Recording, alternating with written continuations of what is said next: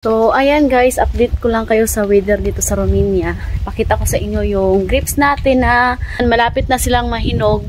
Yung weather dito sa Romania is palamig na ng palamig. Yung mga damo guys, hindi na sila tumubo, nangamatay na. Ito yung puno na pag mag-autumn, mag-change na yung kulay ba. Ayan oh.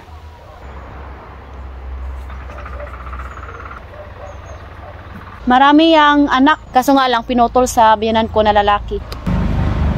Mga bulaklak. Tuyo na.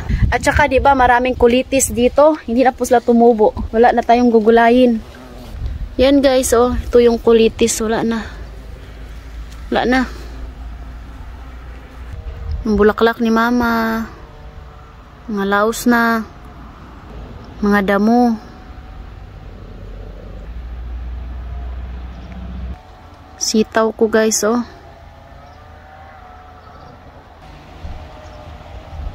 Marami na naman tayong wawalisin ito. Kayong mga dahon naglaglaga na. Kayong hangin na guys. Na bugnaw na sama sa inyong relasyon.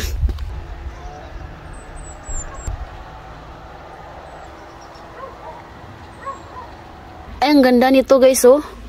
Pang autumn yata tong bulaklak na to. Kay kaka ano lang ng bulaklak niya ba. Yan oh. Yan oh.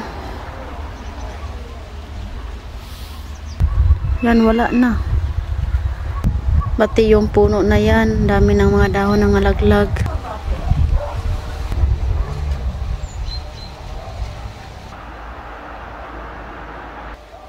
Yung forest. Dito tayo sa Apulan. Ito tikman natin to guys. Hindi ko pa to natikman. An apple. Yung, ito lang kasi yung natikman namin, no?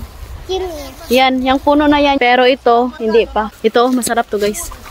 Ah! Hindi natin kakainin yung balat kasi tingnan nyo, kailangang hugasan siya. May mga parang lumot.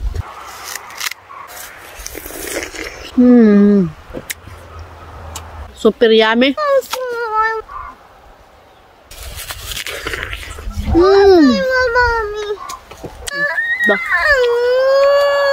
Don't eat the skin, ha? Kahit ito na lang yung breakfast at saka lunch at dinner guys, okay na. Squishy. Wow. Mommy hungry.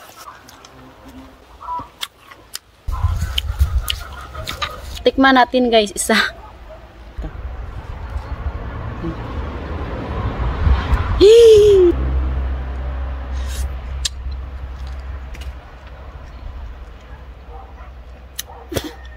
Aslum. To. Pang wine kasi to. Pang alcohol ba?